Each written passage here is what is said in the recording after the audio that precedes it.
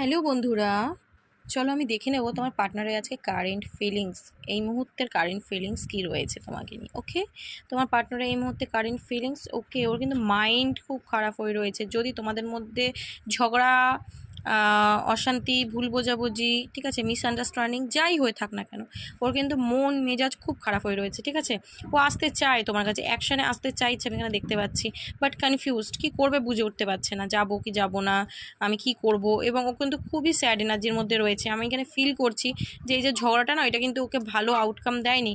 ও কিন্তু নিজেও খুব মানে কি বলতো, কষ্টের মধ্যে দিয়ে যাচ্ছে এবং সঠিক সময়ের জন্য ওয়েট করছে।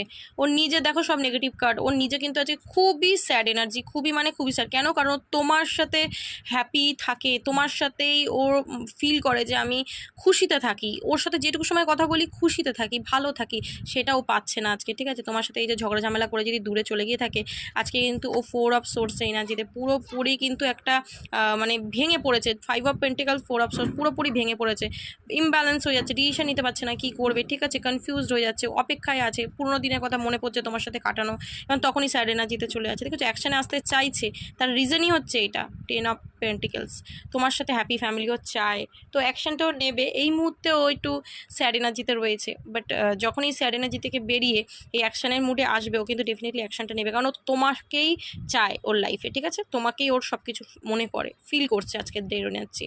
ওকে, সো এটাই তোমার partner energy. Thank you so much.